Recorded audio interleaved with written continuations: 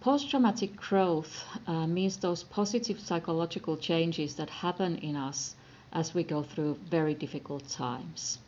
And trauma, by definition, it's a little bit different from everyday hassle or a problem. So trauma is an event that really shatters our basic assumptions about this world. So we all have these fundamental assumptions of how this world works, who am I, how do I relate to this world. And trauma is a moment that really challenges those assumptions, like at the moment situation, with the coronavirus, the changes in our lives due to the pandemic, they are really changing our understanding of how this world works and what our place in that world is. And basically then post-traumatic growth, it means that as we are struggling through that traumatic experience, when we are rebuilding our basic assumptions, we are kind of innately motivated to try and figure out what's going on, and even in this strange situation, who am I, how does this world work? So we want to build that understanding, and through that process growth can happen, change happens and growth can happen. And according to research, that growth happens in 3 different areas. First of all, we tend to build stronger relationships to our friends, to our family, to our near and dear ones. So basically we learn to appreciate them more. Secondly, we may also learn something new about ourselves. We see ourselves going through that difficult time, the ups and downs, and we learn to appreciate ourselves more. We see our own strengths, our resilience. And we may even find totally new sides of ourselves when we have to operate in that new environment and new situation.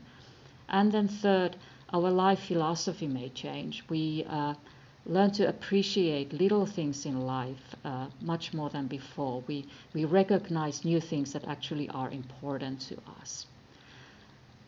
Thriving, to me, I define thriving as a psychological state where you have both energy and you are learning something. So there is this cognitive and emotional forward movement.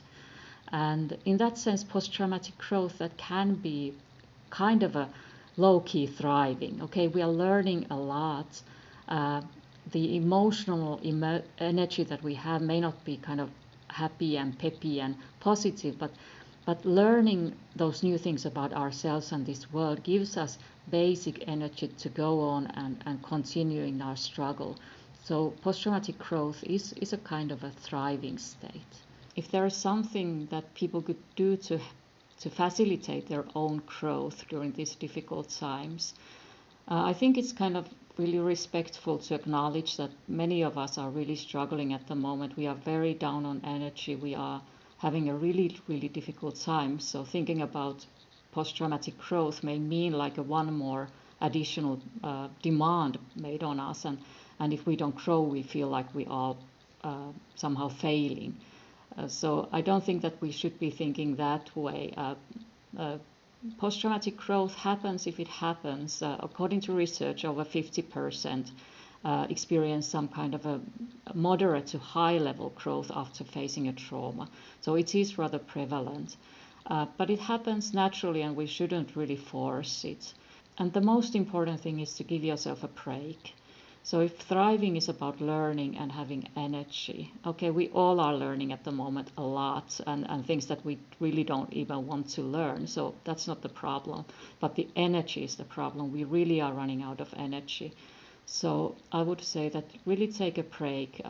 Every one of us has our own different way of replenishing our energy. So recognize what is your way of replenishing your energy, and you are entitled to that, those moments when you really take just care of yourself and find new energy. You are entitled. You really don't need to worry all the time. This is a big challenge that we are facing, a big change in our lives, but it doesn't have to be in every aspect of our lives. We can also have those moments of happiness and relaxation and just take a break from this all.